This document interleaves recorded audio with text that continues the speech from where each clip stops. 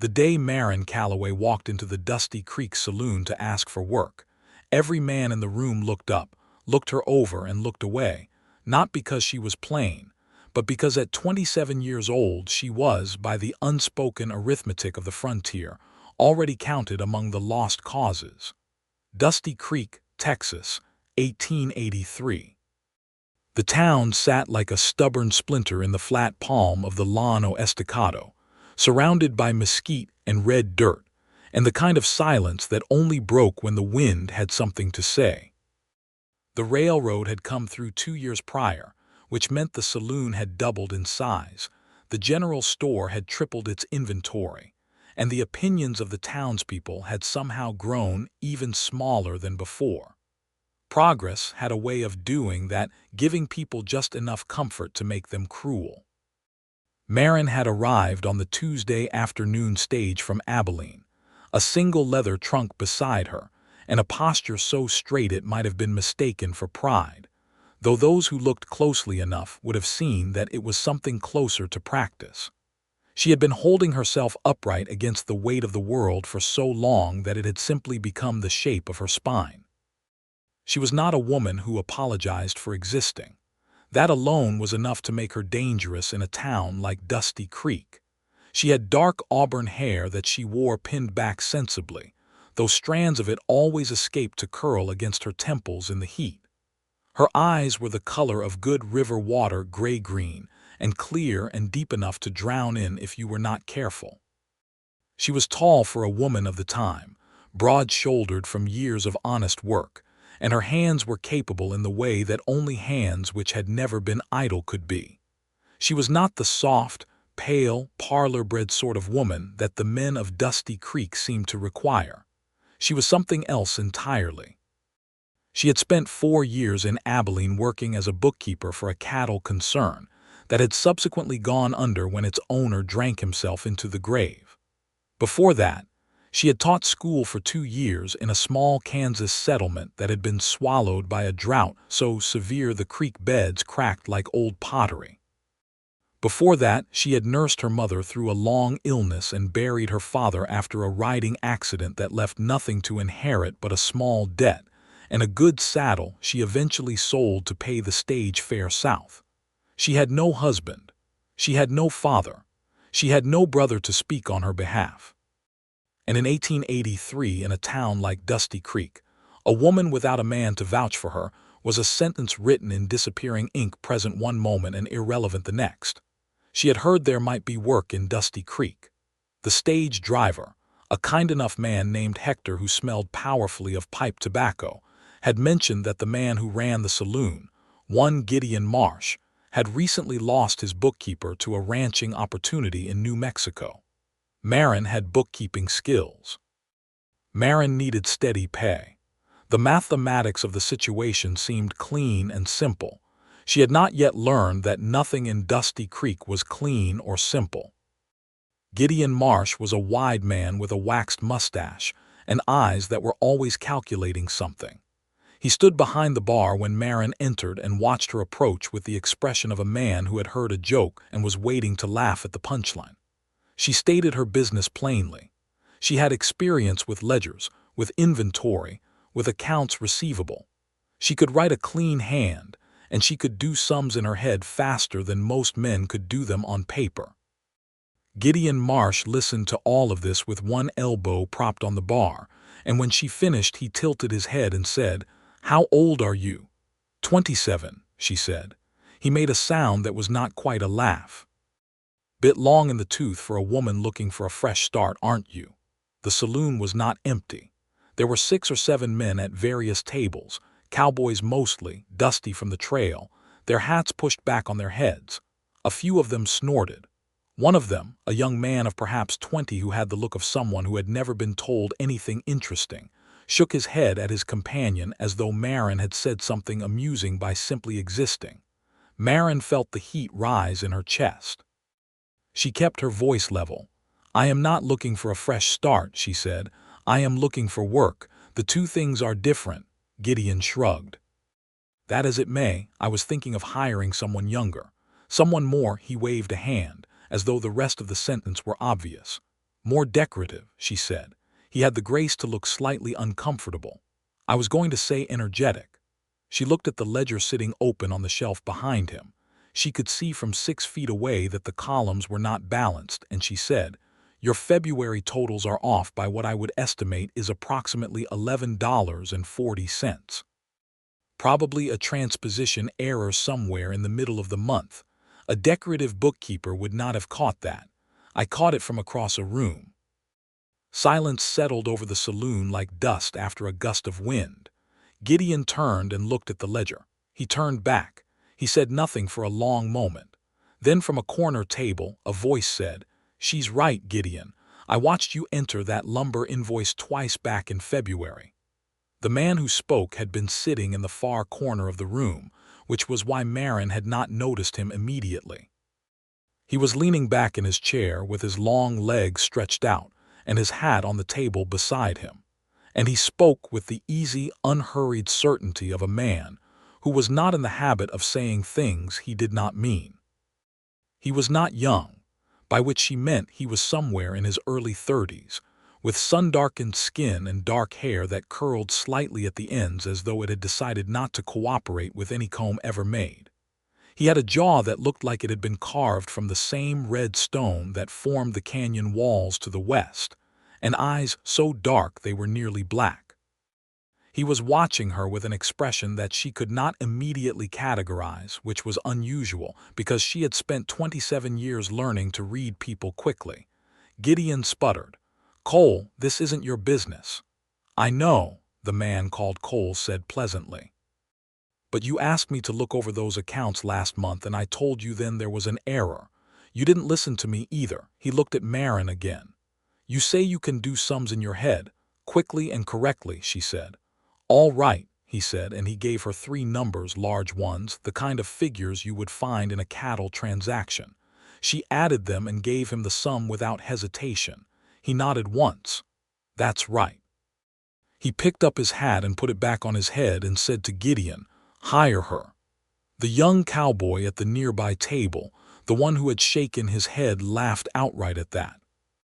He had yellow hair and the particular confidence of someone who had never been wrong about anything important enough to teach him a lesson. "Come on, Cole," he said. "You can't seriously be suggesting Marsh hire some dried-up old maid to sit in his back office." There was a beat of silence so complete that Maren could hear the wind pressing against the saloon doors. The man named Cole set his hat back on his head and turned his head slowly toward the yellow-haired young cowboy. And when he spoke, his voice was quiet, but it carried across the entire room as cleanly as a bell. "Dried-up old maid," he repeated, as though he were testing the weight of the words and finding them pathetically light. "She's 27 years old, boy.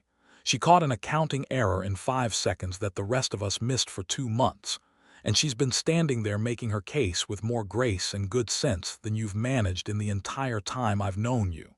He paused. "I suggest you think considerably more carefully before you speak again about things you clearly don't understand." The yellow-haired cowboy's face went a deep, unbecoming red. He opened his mouth. He closed it. Nobody in the room said anything. The bartender found something very interesting to study on the underside of the bar cloth he was holding. Cole turned back to Gideon as though nothing notable had occurred. "Hire her," he said again. "You need someone who can actually do the work, and she clearly can." Gideon Marsh looked at Maren. He looked at the ledger. He looked at the door as though hoping someone would come through it and save him from the decision. No one came. "Fine," he said, with the air of a man agreeing to something against his better judgment that he would later have to acknowledge was actually correct. "You can start Monday. $12 a month, and you'll take your meals at the boarding house on the corner, which I'll arrange." $14, Maren said. Gideon stared. "Your accounts are a mess," she said calmly. "It's going to take me longer than it should to sort them out because someone else made it worse before I got here. $14 a month." From the corner, almost too low to hear, she was almost certain she heard the man named Cole make a sound that might have been a laugh. Gideon agreed to $13.50, which Maren accepted without expression, and the matter was settled. She left the saloon with her back straight and her chin at the exact appropriate angle, and she did not allow herself to exhale fully until she was 2 steps outside the door with the afternoon sun hitting her face and the warm dust smell of the town all around her. Her hands were trembling faintly, the way they always did after she'd held them very still for a very long time.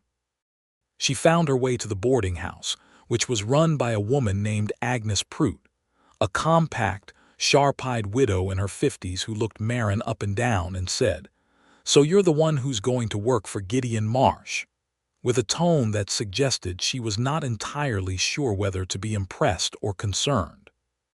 "Yes, ma'am," Maren said. Agnes showed her to a small room at the back of the house. It had a window that looked out over a kitchen garden and a narrow bed with a quilt on it and a washstand in the corner. It was the plainest room Maren had ever been given, and she thought it was nearly perfect. "I heard," Agnes said, pausing in the doorway, "that Cole Whitaker stood up for you in there."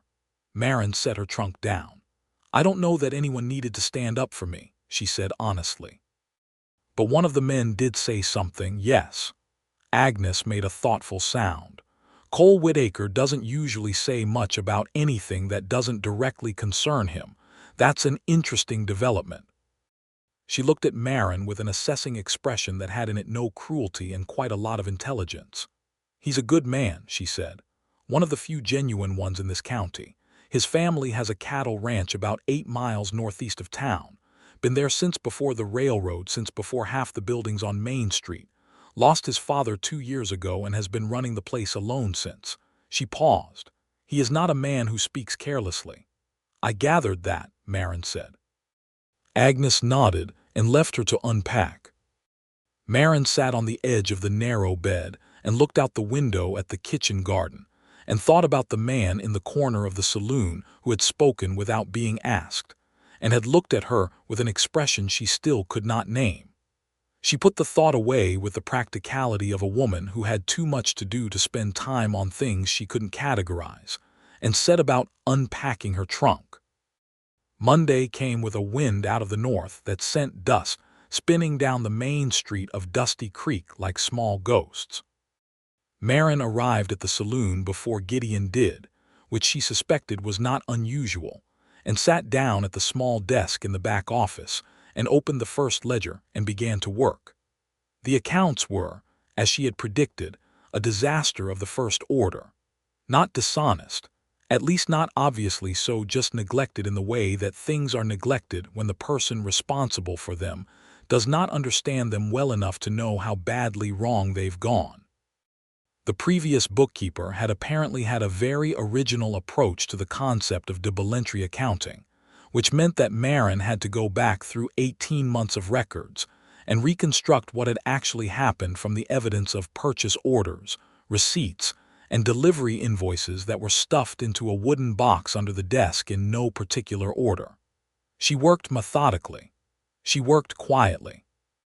By noon, she had identified 4 separate categories of error and begun the laborious process of correcting them. By the time Gideon arrived at 10:30 and looked in at her, she had already made more progress than his previous bookkeeper had made in the last 3 months.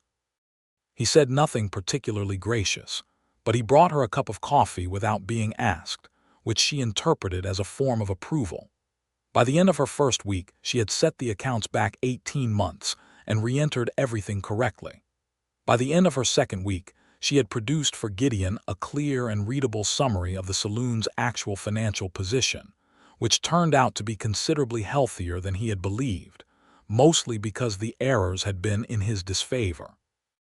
Gideon looked at the summary for a long time. He looked at Maren. He said, $14. She said, "I beg your pardon." $14 a month, he said, with the expression of a man who was surprised to find himself being fair. "Like you asked." She thanked him without effusion and went back to work. She was careful in those first weeks not to draw attention to herself beyond the minimum necessary. She ate her meals at Agnes's table, which included 3 other boarders. A schoolteacher named Mr. Potter who was very young and very nervous, a traveling merchant named Delavkio who came and went like weather, and a retired cavalry sergeant named Briggs who said almost nothing, but was apparently satisfied with the quality of Agnes's cooking, because he stayed.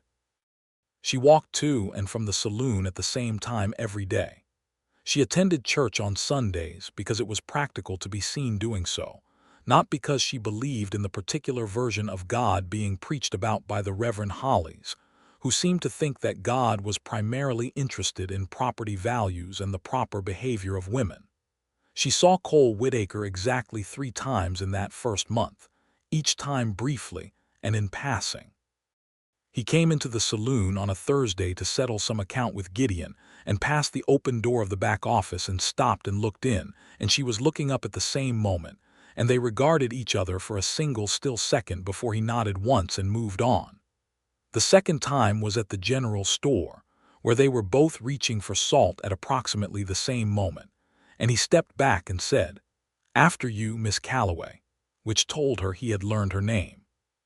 She thanked him and reached for the salt and felt, entirely without her permission, the warmth of him standing close, the smell of cedar and honest work, and something that she associated immediately and irrationally with the words safety and trouble at the same time.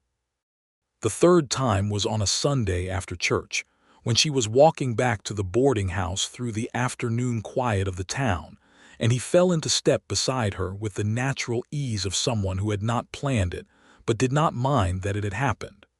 "You're settling in all right?" he asked. He had his hat in his hand, turning the brim slowly between his fingers, and he was looking not at her but at the street ahead with those dark eyes that didn't seem to miss anything. "Yes," she said, "the work is good, the room is comfortable. Agnes is a good woman," he said. "She'll look out for you."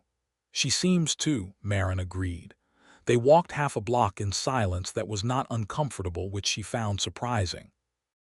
Most silences with men she had just met were either overfull with the effort of conversation or empty with the effort of not having to converse, but this one felt simply like a place where words would come when they were ready. "What you said," she said finally. "In the saloon on my first day." He looked at her sideways, not away, not with embarrassment, just looked. "It was kind," she said. "I'm not sure it was necessary, but it was kind." "It was accurate," he said simply. "There's not much kindness in that. I said what was true." She considered that. "Most men don't bother with what's true when it requires standing against the general opinion." "I know," he said. And then, after a moment, "I don't spend much time worrying about general opinion." She almost smiled. She held it back mostly out of habit. "That's apparent," she said. He did smile then, just briefly, at the corner of his mouth. It changed his face considerably.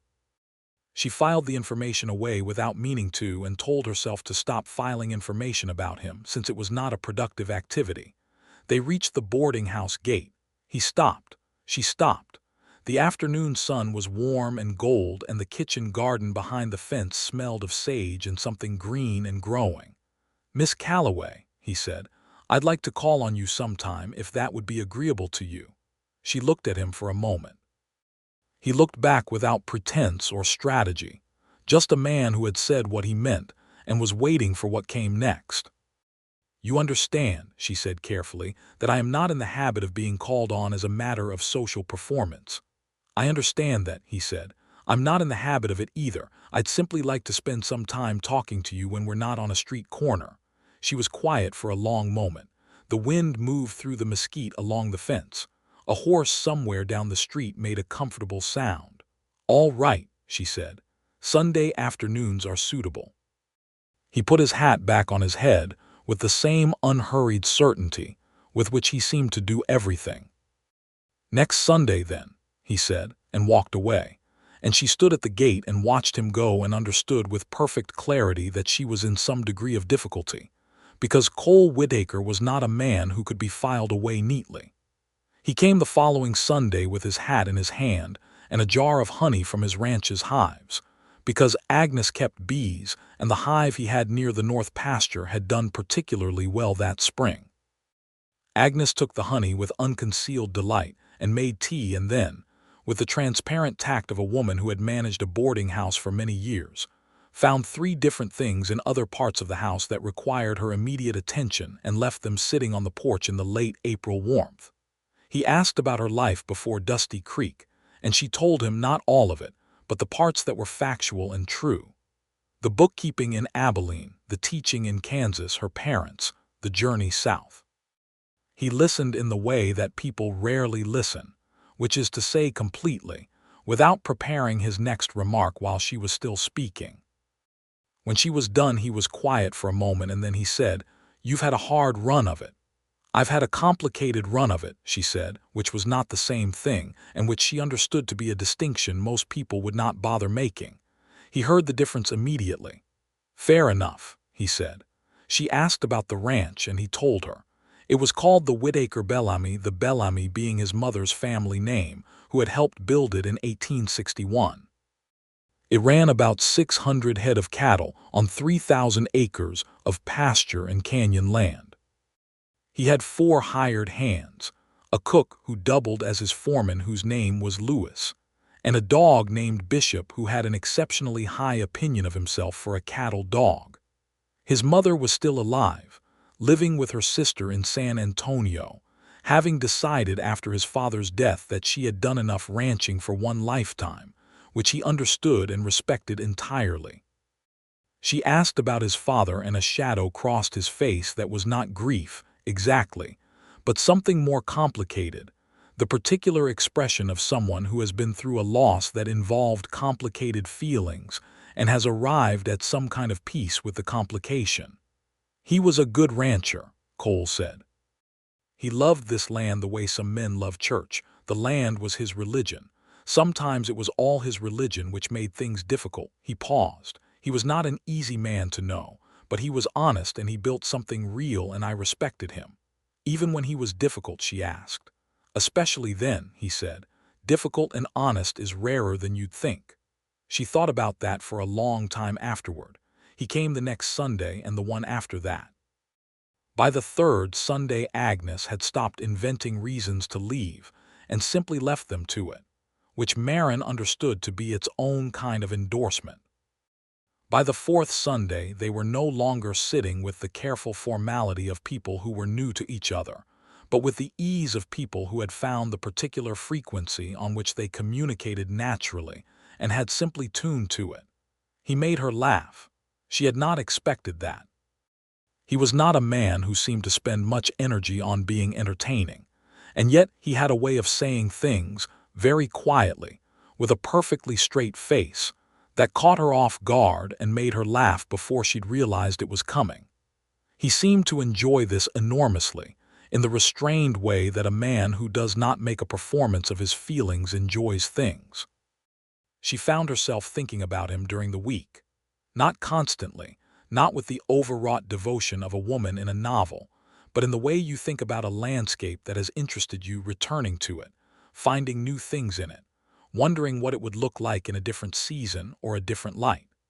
She thought about the way he moved, which was unhurried and very certain, the way a man moves when he is entirely at home in the space he occupies. She thought about his hands, which were working hands, scarred and capable and brown from the sun. She thought about the way he had spoken in the saloon that first day, not loud, not theatrical, just clear and final, as though the matter were settled and the only question was when everyone else would understand that. She caught herself thinking these things and put them firmly away, and then they came back, which told her something she was not quite ready to hear. The town of Dusty Creek had opinions about the Sunday visits. This was unsurprising. Dusty Creek had opinions about everything. The opinions about the Sunday visits came to Maren's attention via Mrs. Hartley, the wife of the dry goods store owner, who stopped her on the street one Wednesday and said, with the particular brightness of a woman delivering unwelcome information disguised as concern, "I imagine it must be gratifying for a woman of your age to have a man like Cole Whitaker paying you attention, Miss Calloway." Maren looked at Mrs. Hartley for a moment. "I imagine it must be," she agreed pleasantly. Mrs. Hartley blinked. She had not expected agreement. "Of course," she continued, adjusting her tone to something more explicitly informative, Cole Whitaker is a man of property and standing. I imagine he'll settle down with someone suitable eventually. Lydia Ferris, perhaps Lydia is 22 and her family has land. I'm sure Miss Ferris is lovely, Maren said. Good afternoon, Mrs. Hartley. She walked on before Mrs. Hartley could reply, and she kept her posture very straight and her chin at the proper angle, and she did not think about what had been said until she was back at the boarding house with the door of her room closed. And then she sat on the edge of her bed and put her hands in her lap and was honest with herself in the way she tried always to be. She was 27 years old. She was not wealthy, not connected, not of particular social standing. She had no family to recommend her. She had, in the parlance of this place and this time, exceeded the shelf life that polite society assigned to unmarried women. She had heard this opinion stated in various ways throughout the last several years, gently, bluntly, sometimes with pity, and sometimes with the worst thing, which was amusement. She had learned to carry it without bending. But sitting there in her small room with the late afternoon light coming through the window, she was honest enough with herself to acknowledge that she had not, until very recently, understood what it would cost her to have begun to want something. Wanting made you vulnerable in a way that not wanting never did. She sat with that for a while, and then she stood up and washed her face and went down to Agnes's kitchen and helped with the dinner preparations, because work had always been the antidote to everything.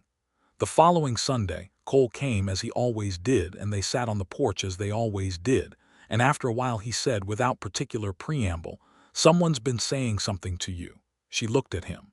"Why do you say that?" "Because you're holding yourself a little differently than usual," he said. "Like you're expecting to need to defend something." She looked out at the kitchen garden and thought about how to be honest without being vulnerable, and then thought that she was tired of that particular calculation and said, "Mrs. Hartley made some observations about my age and your matrimonial prospects." The silence that followed was brief and very complete. "I see," he said. He was looking at the garden now too. "And what did you make of her observations?" She took a breath. "I made of them that she is probably repeating something that more than a few people think, and that I have been aware of those thoughts for some time and have mostly found them idiotic, but that occasionally the sheer volume of a widely held opinion is sufficient to create a kind of weather, even when the opinion is wrong." "Weather," he said. "Yes," she said. "The kind you can walk through and be fine on the other side of, but that leaves you damp and cold in the middle." He turned to look at her. He was sitting forward in his chair now, his elbows on his knees, his hat hanging from one hand, and he was looking at her with an expression that was serious and direct and entirely without performance. "Maren," he said. It was the first time he had used her given name. "I am going to say something plainly, and I'd like you to hear it plainly, which I think you're capable of." She met his eyes. "All right," she said. "I don't care how old you are," he said. "You're 27 years old and I'm 31, and neither of those numbers has the first thing to do with whether this is what I think it is." He paused. "I think it's something considerable. I think it has been for several weeks. And if you don't feel that way, I want you to tell me so, and I'll respect it and keep my distance. But I am not going to pretend that the opinions of Mrs. Hartley and whoever else is talking represent anything I find worth thinking about." The wind moved through the garden. A bee circled the rosemary at the base of the porch steps. Down the street, someone was playing a harmonica, slow and unhurried. "I think it's something considerable too," she said, which was the truest thing she had said in a long time and also the most frightening. He looked at her for another moment, and then he reached over and covered her hand with his. Just for a second, just enough to be entirely clear about where things stood. And then he sat back in his chair and looked at the garden, and she could see the corner of his mouth doing the thing it did when he was pleased about something. She did not examine her own face to find out what it was doing, because she was fairly certain she already knew. From that day, things changed between them in the way things change when two people have said the true thing and are now building on solid ground. He still came on Sunday afternoons. But he also began appearing at the saloon at lunchtime on Wednesdays, carrying food that Lewis had packed from the ranch kitchen: cornbread and beef stew and fried peach pies, which he shared with her in the back office while she worked, and he sat in the chair across the desk and told her about what was happening on the ranch. She learned the ranch through his telling of it. She learned about the north pasture where the grass grew thickest and the cattle were always reluctant to leave. She learned about the canyon to the west, where the red rock walls rose 40 feet on either side, and the wind came through in the afternoons with a sound like singing. She learned about Lewis, who had been with Cole's father for 15 years, and who ran the practical daily operations of the ranch with a combination of absolute authority and exceptional diplomacy. She learned about the four hands: Emilio, who was 17 and learning; Gus, who was 35 and the best roper in the county; Pete, who barely spoke but could predict weather with more accuracy than any barometer; and a man everyone called Swede, whose actual name was Erickson and who was from Minnesota, and who treated cattle with such extravagant patience that they practically walked themselves to wherever they were supposed to go. She told him in exchange about the architecture of accounts, how a well-kept set of books was like a map of the real shape of a business, all its flows and pressures, all its hidden tendencies. He was genuinely interested, which surprised her. Most men were not genuinely interested in the mechanics of what she did. He asked questions. He wanted to understand. He told her that the ranch's books had been kept by his father, in a system of his own devising that Cole had never fully understood, and which Lewis maintained out of loyalty and familiarity, despite the fact that it was probably not the most efficient approach. She said, carefully, that if he ever wanted her to take a look, she would be glad to. He said he would like that very much, but only if she was willing, because he didn't want her spending her Sunday afternoons doing the same thing she did all week. She said honestly that she didn't mind. The ranch books sounded interesting. A different kind of problem was not the same as more of the same problem. He smiled at her over the desk, and she thought that she was going to have to do something soon about this particular situation, because she had run out of room to hold it at arm's length. She visited the Whitaker Bellamy Ranch on a bright Saturday in early June, riding out with Cole in the morning and returning before dark. The drive out through the flat land gave way to something more beautiful than she had expected. The land rolled and dipped, and the grass was long and golden in the summer heat, and the sky above was the absolute deepest blue she had ever seen. Not the washed-out blue of the cities, but something so saturated and vast it seemed to push down on the world with the weight of its own beauty. The ranch house was larger than she had imagined, not grand but solid, built from limestone and timber, low and wide, with a porch that ran the full length of the front face. Lewis met them in the yard, a compact man of middle age with a steady dark gaze and a manner of absolute competence. He greeted Maren with formal courtesy that had in it nothing of condescension, and she liked him immediately. She spent the morning going through the ranch accounts at the kitchen table while Cole worked outside, and what she found in the account books was exactly what she had expected.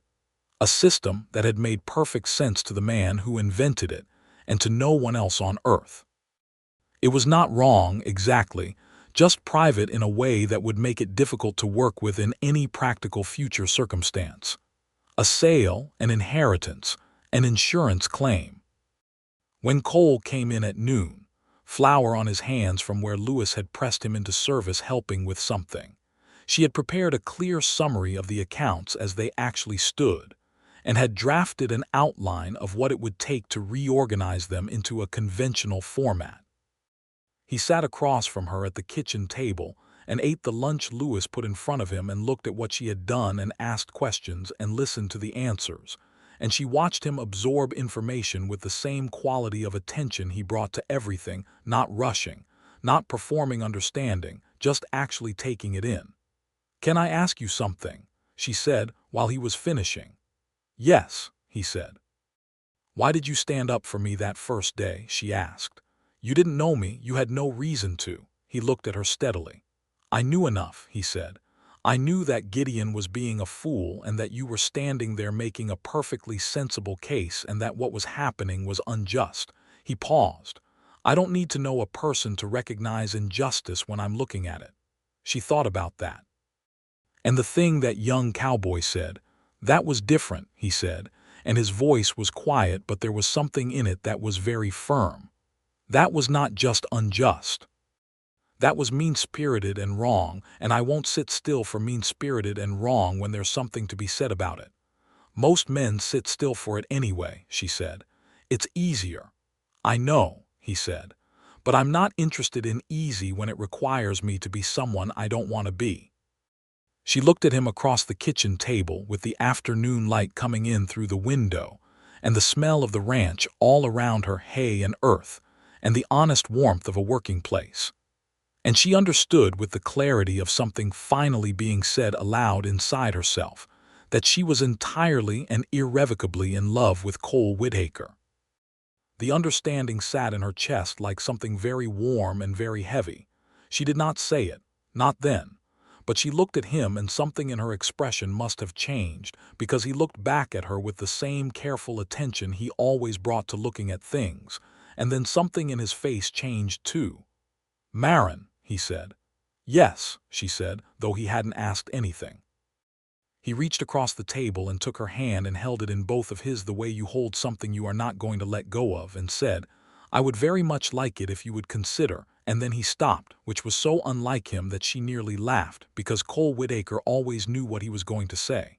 "Yes," she said again. He looked at her. "I haven't asked the question yet." "I know," she said, "but the answer is yes, whatever it is." He was quiet for a moment. "That's a remarkable level of trust for a woman who once told me she didn't trust people quickly." "I don't," she said. "This is slow for me. You've had weeks." He laughed then fully, in a way she had not heard before, not the quiet corner-of-the-mouth thing but an actual laugh, warm and unguarded, and it was the best sound she had heard in longer than she could account for. He asked her properly, out on the porch in the late afternoon light, with his hat in his hands and his voice serious and certain, whether she would do him the honor of agreeing to marry him. He said it plainly, without elaborate speeches, but with something underneath the plainness that she heard perfectly, the sound of a man who meant every syllable. She said yes plainly, without elaborate speeches, with the same thing underneath. They rode back to Dusty Creek in the early evening, with the sunset painting everything the color of the limestone canyon walls, and she sat beside him on the wagon seat and felt, for the first time in a very long time, the particular feeling of being exactly where she was supposed to be. The town of Dusty Creek took the news with the mixture of genuine congratulation and poorly concealed surprise that Maren had expected. Agnes was the first to know, partly because she had plainly seen it coming for weeks, and received the confirmation with the satisfaction of a woman who has understood something before others did. She pressed Maren's hands in both of hers and said, "That is the best piece of news this house has had since I don't know when," and then went immediately to her kitchen garden, because she seemed to feel that expressing large feelings was better done in the presence of growing things. The Reverend Hollies, when consulted, managed to say the appropriate congratulatory words while somehow conveying with the rest of his face that he had certain reservations. The reservations, Maren understood without being told, were related to her age and her lack of family connection, and her overall failure to be what the Reverend Hollies considered a suitable woman. She thanked him with perfect equanimity for his willingness to perform the ceremony and went about her day. Mrs. Hartley stopped her on the street and managed to make "how lovely for you" sound like something considerably more complicated. Maren thanked her for those words as well, and noted that Mrs. Hartley's expression suggested she had expected her comments to have more impact. They did not, because Maren had too much to do and too much to be glad about to spend energy on Mrs. Hartley's facial expressions. The yellow-haired cowboy who had laughed in the saloon that first day had moved on from Dusty Creek, which was probably for the best. He had gone to some other town to be young and certain there, which was where young and certain people went. Cole came to Gideon Marsh and had a conversation about Maren's employment that resulted in her keeping her position at the saloon through the wedding and maintaining the accounts part-time afterward, since the ranch accounts also needed regular attention, and there was no reason she could not do both. Gideon, who had by this point fully understood the value of Maren's work, agreed to this arrangement with a speed that suggested he had been afraid the question was going to go the other way. They were married in August on a Thursday, which Cole had chosen because Sundays were busy on the ranch and Thursdays were manageable. It was a simple ceremony at the little church at the end of the main street, with Agnes and Louis standing up for them, and the ranch hands filling one entire pew, and Briggs, the retired cavalry sergeant, sitting ramrod straight in the back and applauding with genuine warmth, which was the most expressive anyone had seen him in the entirety of his time at Agnes's boarding house. Maren wore a dress she had made herself from pale blue cotton because she had excellent hands for sewing, and because pale blue was the color she liked best, and she wore her hair up the way she always wore it, with the strands that always escaped curling against her temples in the August heat. She carried a small bunch of wild sage and yellow wildflowers that Cole had gathered from the canyon land that morning, and she walked down the aisle with her back straight and her chin at the proper angle, and the feeling in her chest like standing on the edge of something very high and very beautiful and jumping. Cole was waiting for her at the front of the church in his best coat, his dark hair combed into order that it would not maintain for long, and when she reached him and he turned to look at her, the expression on his face was the most purely simple thing she had ever seen, completely unguarded, completely present, the face of a man for whom this moment was exactly what he had intended it to be. The Reverend Hollies performed the ceremony with appropriate gravity, and Maren paid attention to the words in the way she paid attention to everything that mattered, and when it came to the moment of the ring, Cole placed it on her finger with a steadiness that she had already understood was simply the way he was, steady, certain, unhurried. She kissed him for the first real time with the whole small congregation watching, and she felt his hand at the back of her neck, and thought that the Reverend Hollies could think whatever he liked, because this was entirely correct. They moved her things to the ranch that afternoon. She had not much, but what she had was hers entirely, which felt fitting. Louis and the hands had made an occasion of welcoming her, with a supper that Louis had been cooking since 2 in the morning, based on the smell that had apparently met Cole when he'd come into the house at dawn. The long table in the kitchen was covered with dishes that made the house warm and fragrant and impossible not to feel good inside of. The hands were respectful to a man. Emilio, the young one, went red to the ears every time she spoke to him directly, which she found touching. Gus gave her a solemn nod that she understood constituted full approval. Pete said nothing, but passed her the first dish at supper, which from Pete was apparently a significant honor. Swede shook her hand with both of his, enormous calloused hands that enclosed her own with extraordinary gentleness, and told her in his accented English that he was very glad she had come, and that Louis had been cooking for 2 days in her honor. Louis himself said, over dessert, that he had been running this house for 15 years and was very glad to have someone else take the household accounts off his hands, because they were the one thing he had never been particularly good at. He said it matter-of-factly, without false modesty, and she understood that what he was really saying was that she was welcome and that her place here was real. She thanked him for the dinner and meant it completely. She and Cole sat on the porch that evening after everyone had gone to their bunks, in the darkness with the cattle sounds coming soft from the pastures, and the stars overhead so numerous and close that they seemed like something you could touch if you stood on your toes. The land spread out in every direction, dark and enormous and alive in its quiet way, and the wind moved through the grass with a sound she had been hearing in her sleep since Cole first described it to her. He put his arm around her and she leaned into his side, and they stayed like that for a long time without saying much, which was one of the best things about Cole Whitaker, that the silence between them was never empty. Eventually he said, "All right." She thought about everything that had happened: the stage from Abilene, the saloon, the corner table, the ledger, the Sundays on Agnes's porch, the ride out to see the ranch in the June light, the kitchen table with the account spread between them, August and pale blue cotton and wild sage, and the feeling of jumping. "Yes," she said, "very much." He pressed his cheek against the top of her head, and they sat and listened to the land speak in its low, continuous way. And she thought that she had arrived at something she had not known she was looking for, which was the best kind of arriving. The first autumn on the Whitaker Bellamy Ranch was everything Cole had described, and several things he hadn't. She learned the rhythms of the ranch the way she had learned accounting, systematically, attentively, asking questions, and recording the answers in a reliable place.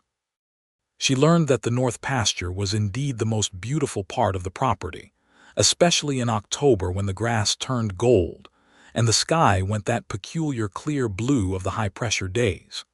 She learned that Bishop the cattle dog had an actual personality that included strong opinions about what time his dinner should be, which Cole accommodated with the same equanimity he brought to everything.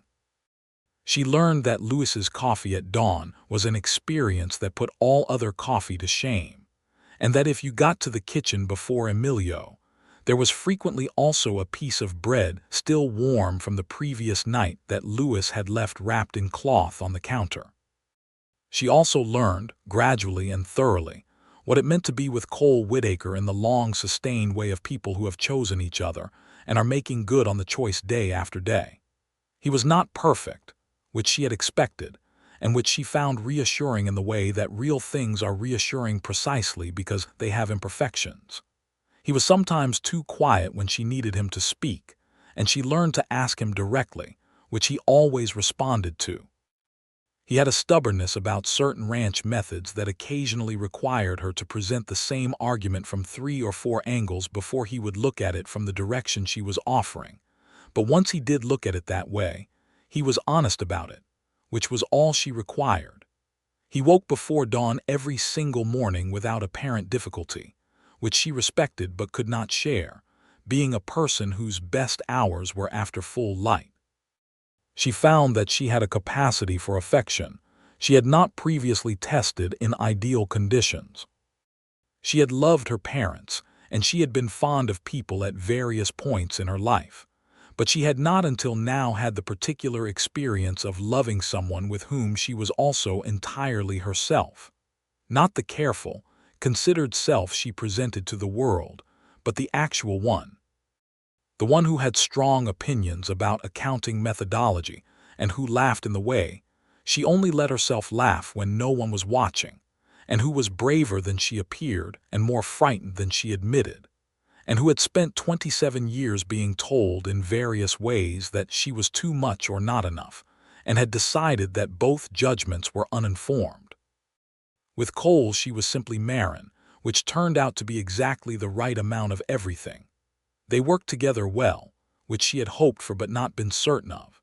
She took over the household accounts entirely and brought them into a proper format by October. She maintained the saloon accounts 2 days a week, riding into town with Cole on Wednesdays when he came in for supplies and staying to work while he conducted ranch business. She began, in the evenings after supper, to teach Cole the principles of double-entry bookkeeping at his request, because he wanted to understand what the numbers meant in the way she understood them, not just in the simplified version Lewis had always presented to him. He was a good student, attentive, honest about what he didn't follow, fast once he'd followed it. She thought he had the right kind of mind for it, methodical and patient, which were the same qualities that made him good with cattle. By November she suspected she was expecting a child, though she kept the knowledge to herself for a few weeks in the way you keep something warm and private close to you before bringing it out into the air.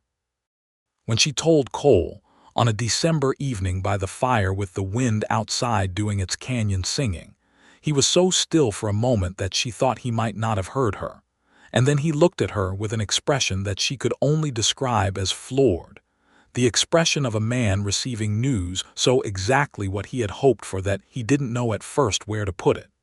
He said her name.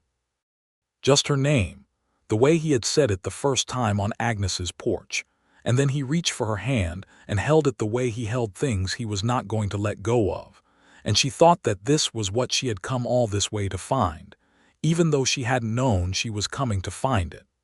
The pregnancy was healthy and without serious complication, though the summer heat of 1884 tried its best to be dramatic about it. Maren continued working through most of it with the practicality of a woman who has never had the luxury of being delicate. She continued the saloon accounts until late May and the ranch accounts through the full time. Agnes came out from town in June to help with the preparations and declared the house entirely suitable, and the arrangements entirely adequate and Maren entirely in better shape than she had expected, and then sat in the kitchen with Louis for an afternoon discussing the comparative merits of various sourdough starters, which was apparently a topic on which both of them had strong and well-informed opinions.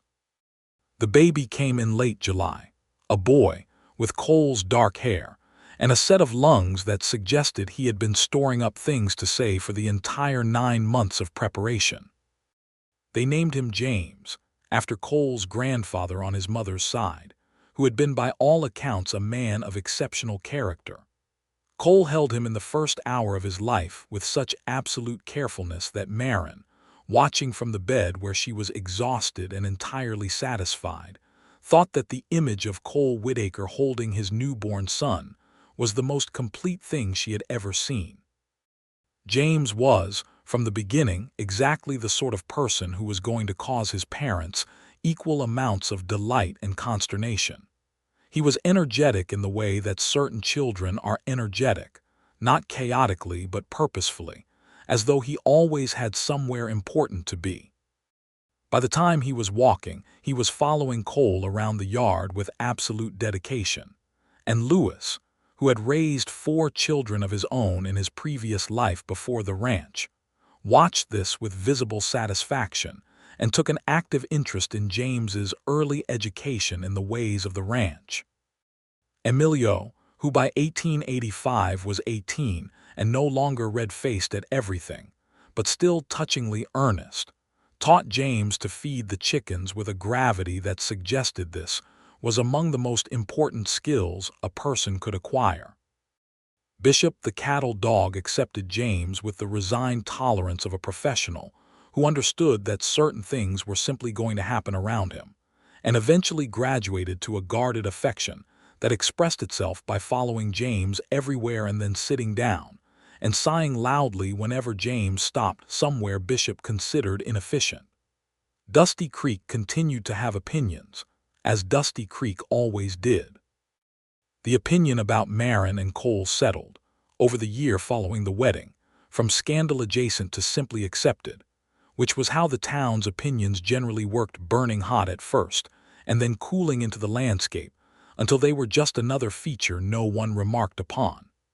Mrs. Hartley said to someone that she had always thought Maren Calloway was a fine woman, with a confidence that suggested she had entirely revised the history of her own feelings on the subject.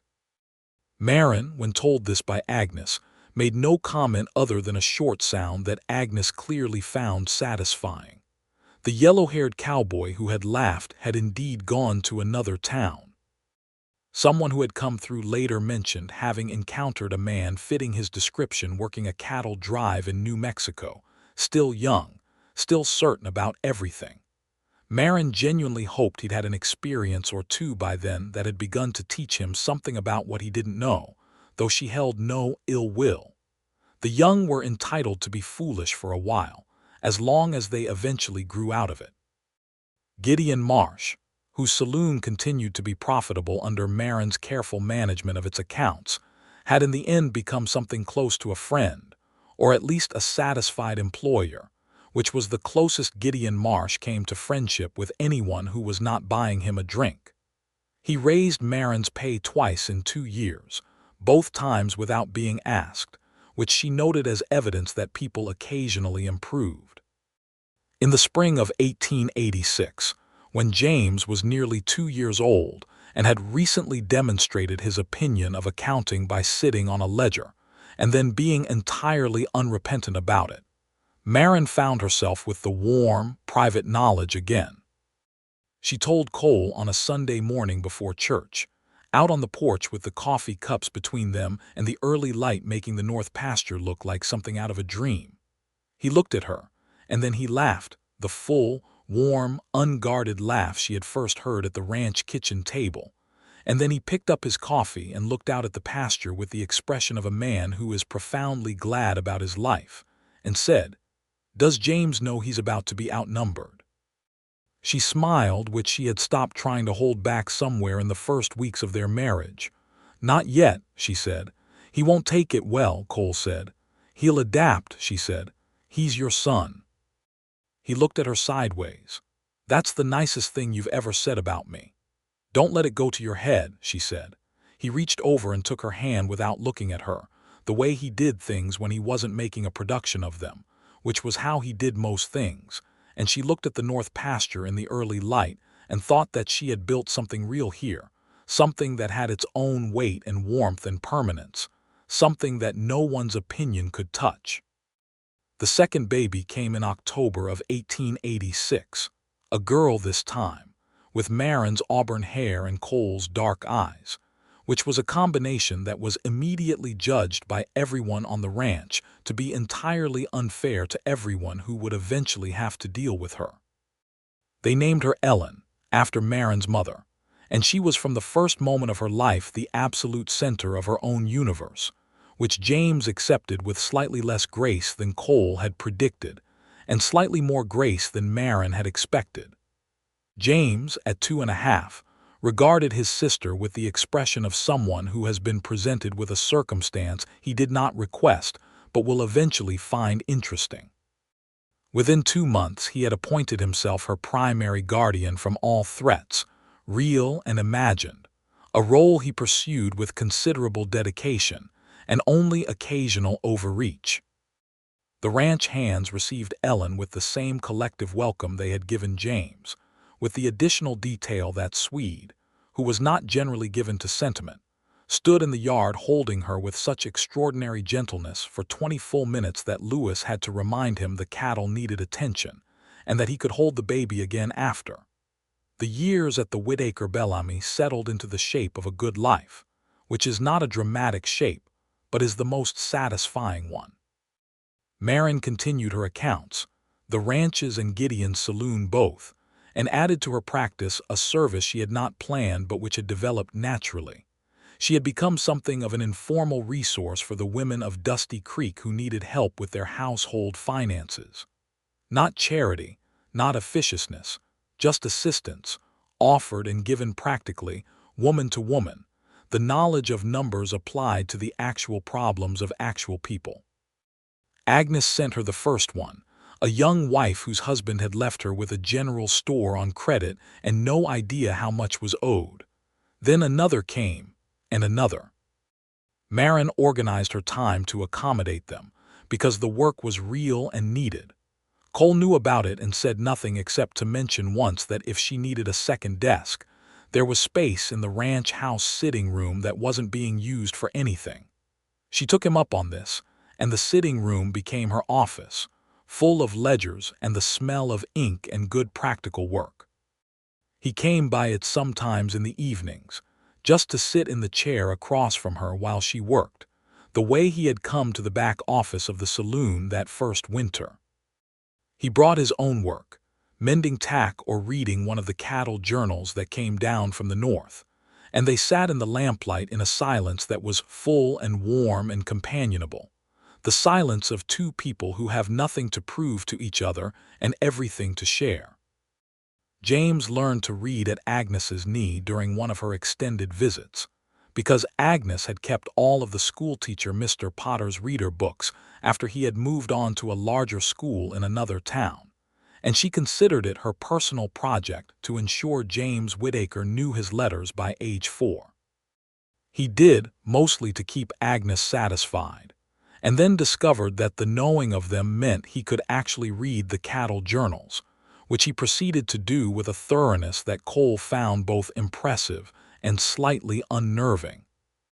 Ellen, by contrast, showed a very early and very strong interest in the horses, which Lewis declared to be entirely appropriate for a person of her character, and began what would become a lifelong study of them from approximately the age of 2 by escaping from the house at every available opportunity and appearing in the stable yard to supervise whatever activity was currently underway. The spring of 1888 brought a drought to the Llano Estacado that tested every ranching operation in the county, including the Whitaker Bellamy. The north pasture dried, and the creek that ran through the south end of the property dropped to a muddy thread by July.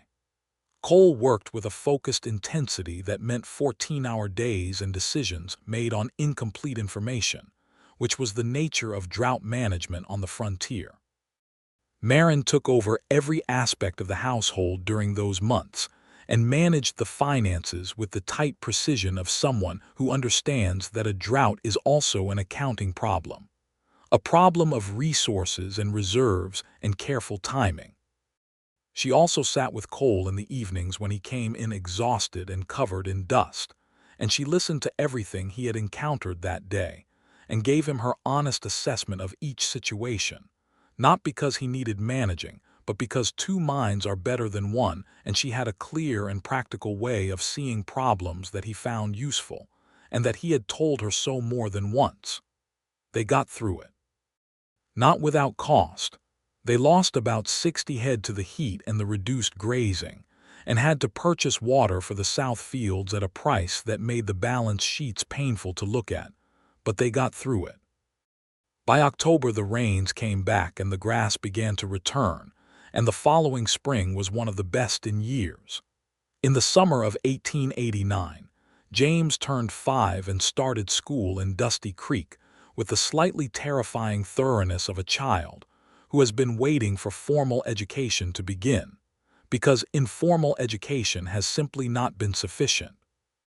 Maren rode with him on his first day and stood at the schoolhouse door and watched him walk in with the decisive walk of a person who has somewhere to be, and felt something in her chest that she eventually identified as pride of a very specific kind. Not the pride of something she had made, exactly, but of someone she had been given the opportunity to know.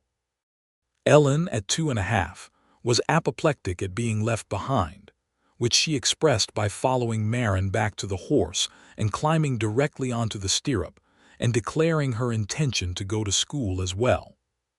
Cole, who had come to town that day specifically to observe this event, watched his daughter attempt to commandeer a horse with the expression of a man who is trying very hard not to laugh and is only partly succeeding. Agnes, who had come out to the street to see, was not trying at all and laughed openly and without restraint, which made Ellen redirect her grievance at Agnes, which made matters considerably worse. They rode home with Ellen sitting between them on the wagon seat and narrating her complaints about the injustice of not being allowed to go to school, and Maren looked at Cole over Ellen's head and he looked back at her, and they were both, without either of them saying so, entirely glad about their lives.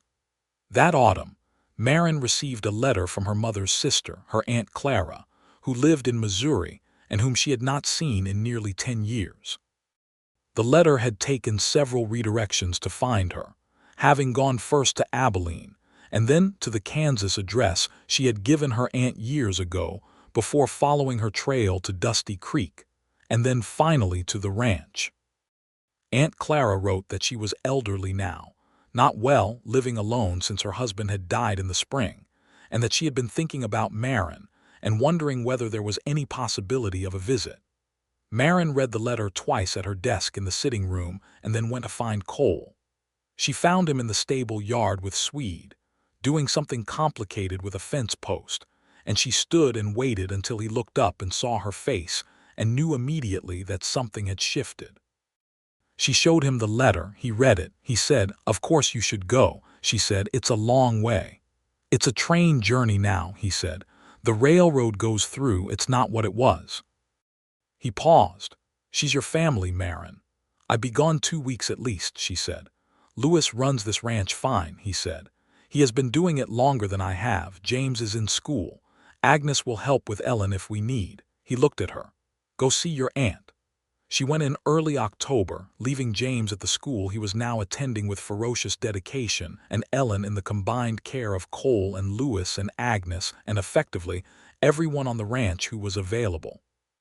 She was gone 16 days and wrote Cole a letter every other day, which he read to James and Ellen at dinner, and which resulted in James writing her back a letter that was 3 lines long and entirely about a rooster that had been causing difficulties in the yard, which she treasured. Aunt Clara was old and fragile and very glad to see her. They sat together in the small house in Missouri and talked for hours over the course of the days, about Maren's mother, about the family history, about the years since they had last seen each other. Aunt Clara wanted to know everything about Cole and the ranch and the children, and Maren told her everything, and Clara listened and nodded, and occasionally pressed her hand and said things like, "I am so glad," in a way that was entirely sincere. On her last day, Clara pressed into Maren's hands a small brooch that had belonged to Maren's mother, a simple thing, silver with a turquoise stone, that Clara had kept safe all these years. She said she had always meant to return it and had never had the occasion. Maren held it in her palm and felt the weight of it and said nothing for a moment, because she was working very hard at being someone who did not cry in front of other people, which she had been doing her entire adult life, and which was becoming harder in proportion to how much she had to be glad about. She returned to Dusty Creek on a Wednesday afternoon, and Cole was there to meet the train.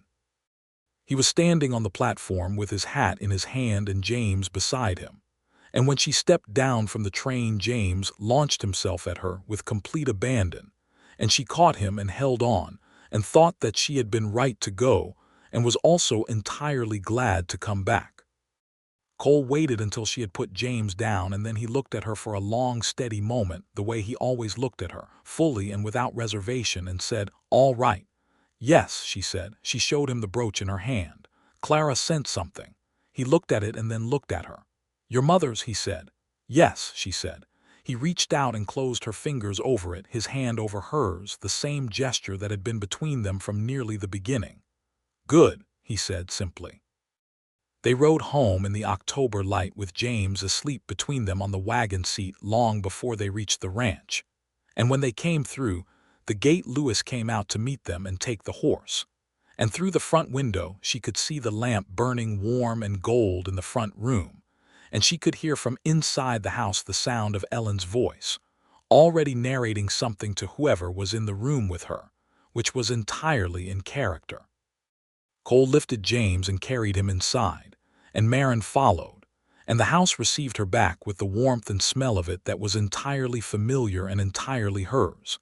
And she stood for a moment in the hallway and thought about the woman who had arrived on the Tuesday afternoon stage in Dusty Creek in 1883, with a single leather trunk, and a posture that was practiced rather than effortless, and a perfectly correct belief that the arithmetic being applied to her life by the people around her was wrong. She had been right about the arithmetic. 27 was not a number that meant what the people of Dusty Creek had believed it meant. It had not meant used up or past value or beyond the realm of beginning. It had meant experienced and capable and ready for the particular things that were about to happen, which included a man in the corner of a saloon who spoke plainly about what was true, and a kitchen table covered in accounts, and a Sunday porch, and a canyon with 40-foot walls and the sound of wind like singing, and a boy with dark hair, and everything still ahead. The years continued to be good to the Whitaker Bellamy Ranch. The drought of 1888 remained the hardest year in memory, and everything after it seemed rich by comparison. James grew with the same quality of focused intention he had brought to everything from birth, And by the time he was 8, he was helping Cole with actual ranch work, small things at first, carefully supervised, but real things, the kind that mattered and had consequences. He had his father's steadiness and his mother's quickness with numbers, and what seemed to be an entirely original gift for anticipating what cattle were about to do before they did it, which Gus declared to be worth more than any other single talent a rancher could possess. Ellen grew up in the stable yard essentially, acquiring a relationship with horses that the horses themselves seemed to ratify. She was 7 when she first rode alone, on a horse named Copper who was old and slow and had the temperament of a monk, and she sat on him with the same absolute assurance that she brought to everything she did, as though the horse were simply another reasonable being with whom she was in complete agreement about where they were going. Swede watched and said nothing, but made a sound of approval that from Swede was practically a speech. Maren's practice of helping the women of Dusty Creek with their finances continued and grew into something that operated in the sitting room of the ranch house twice a week. Cole had built her the second desk he had mentioned years ago, a proper one from good pine, which she used for the cases that needed their own space. It was not formal, it was not official, but it was real and useful, and the women who came to her went away with their situations clarified and a practical plan for addressing them. She charged no fee for this work, partly because the women who most needed it could rarely afford one, and partly because the work was its own return. Agnes visited the ranch with increasing frequency as she got older, drawn partly by affection and partly by James and Ellen, who were devoted to her in the complete way that children are devoted to people who take them seriously. She sat in the kitchen with Louis in the mornings, and they had their coffee and their conversations about bread and weather, and the nature of people and the general state of things. And these conversations seemed to suit them both so perfectly that Maren eventually said to Cole one evening that she thought Agnes should simply move out to the ranch, and he said that he had been thinking the same thing for 6 months, and they should ask her. They asked her in the spring of 1891, seriously and practically, with a proper room and an invitation that was not charity but something more mutual. They needed what she could provide, and she seemed to want to be there. Agnes, who had been running the boarding house for 20 years and had been thinking for the last 2 that it was getting heavy, took exactly 1 day to consider and said yes. She moved in the following month and settled into the ranch with the naturalness of water finding its level. The boarding house was sold to a family from the East who were planning to expand it, which Agnes considered entirely appropriate. She brought her bee skeps and established them on the south side of the house near the rosemary and lavender she planted that same summer. And within a month, the ranch had honey as good as anything Cole had ever produced from his north pasture hives. And within the month after that, Louis and Agnes had produced between them a kitchen garden of such abundance that everyone on the ranch ate better than they had in years. On the evening of Maren and Cole's 10th anniversary, which fell in August of 1893, they sat on the porch after the children were in bed and Agnes and Louis had gone inside, and the ranch was quiet with the particular fullness of a summer night. The stars were doing what they did on the Llano Estacado, which was everything, every star available, covering the sky from horizon to horizon, so close and so numerous that they seemed almost audible. Cole was quiet beside her in the way that he was always quiet, completely present, nothing withheld. After a while he said, "Anything you'd change," she thought about it. She was honest in the way she was always honest with him especially. "I'd have gotten here sooner," she said, "if I'm being specific." He considered this. "To Dusty Creek, to the porch," she said, "to this." She paused. "But I don't know that there was a faster route to this exact thing, so probably not." "Probably not," he agreed. She leaned her head against his shoulder and he put his arm around her, and they looked at the stars together, the two of them and the ranch and the night, and the life they had made with their own hands out of the particular materials that had been available, which had turned out to be exactly enough. She thought about a saloon in 1883, and a man in a corner table who had looked up and said what was true when everyone else was content with what was convenient. She thought about the arithmetic that the world had applied to her life and how completely wrong it had been.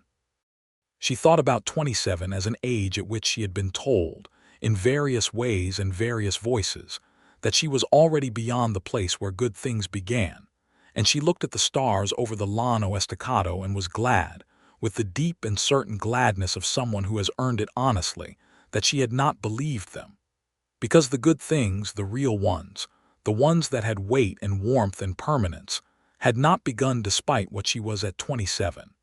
They had begun because of it. Because of the 27 years of experience and capability and stubbornness and honesty she had brought through that saloon door. Because she had known how to stand her ground when it mattered. Because she had known how to read a ledger from across a room and a person from across a year, and the difference between what people said and what was actually true. Because she had been ready. Cole pressed his cheek against the top of her head, the way he had done from early in their life together, and she felt the warmth of him and the steadiness of him and the absolute certainty of him beside her, and thought that this was the whole answer to every question she had ever been asked about what she was worth, and when she was too late, and whether there was anything still to come.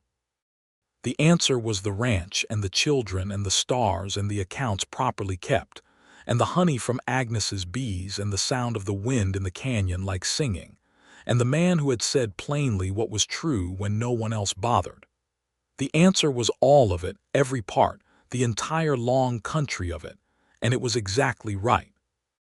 James's voice came through the window, not upset but the particular sound of a child who has woken in the night and is checking his coordinates, and she heard Agnes's answering voice, calm and easy, settling him back. Ellen was silent, as she always was once she slept, sleeping with the same total commitment she brought to everything. The ranch was quiet again.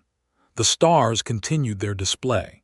Bishop, who had appeared at some point and settled himself at Cole's feet with the air of someone who has completed his rounds and found everything satisfactory, heaved the contented sigh of a dog in his proper place.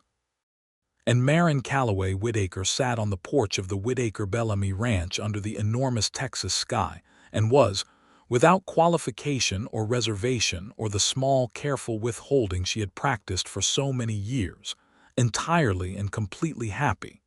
It was August. The mesquite smelled of summer, and the grass was gold in the starlight, and the cattle were somewhere in the dark making their low and peaceful sounds, and the wind was doing something in the canyon to the west that sounded almost exactly like music. She had arrived in Dusty Creek with a leather trunk and a spine made straight by practice, and a set of arithmetic skills that had caught an accounting error from 6 feet away, and she had found, against the explicit predictions of the people who had been so certain they knew how her story was supposed to go, the full and irreducible truth of a life that was exactly hers. It was more than enough. It was, in fact, everything.